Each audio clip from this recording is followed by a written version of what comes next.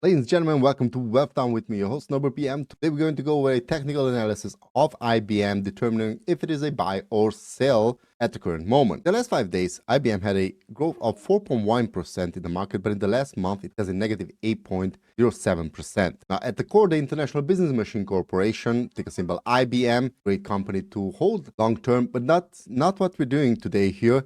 The question is it a buy at the current price? So if you take a look at current events, this week has major economic events like core inflation rate for the United States, inflation rate year to year. Then on Thursday, you're going to have PPI and Fed Chair Powell is going to have a speech. And then on Friday, we're going to have retail sales, which could influence the market. So we're going to categorize the economic events as medium risk in the markets. Now, if you take a look at technicals, the chart goes as following. RSI is at 46, which is going to rate as medium risk for further price decline, and the MACD signal, which is currently trying to trigger, coming back from a sell and trying to trigger a buy with a negative 3.4 and a negative 2.05 on the red line, just a slight delta of minus 0.55. So this indicates that a buy signal could be triggered in the short term. So we're going to categorize this as a low risk currently. The current PE ratio of 32.18 and which is greater than 25, a overall or a medium market PE. Also, IBM's median PE sits around the 20 mark range, maximum of 20. So this is going to tell us that although it has a higher than average PE, I would consider this as a medium risk. We should also take into consideration that buybacks are currently in place, and this is going to lower our risk level. We're going to consider this as a low risk for a further price decline.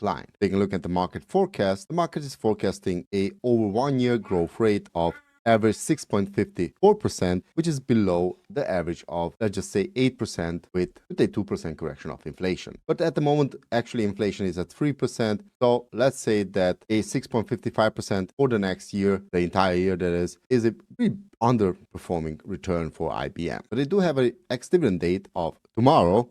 So at the current price, I would say that IBM is an interesting enough stock to buy, but for the short term. For the long term, I would consider it to maximally hold, but don't sell. Now, this is only my opinion, but please do your own research on IBM and let me hear what you think about the stock in the comment section below. Also, check out the entire article on my Substack. And with this being said, share, like, and subscribe to the channel, and catch you next time. Take care. Bye-bye.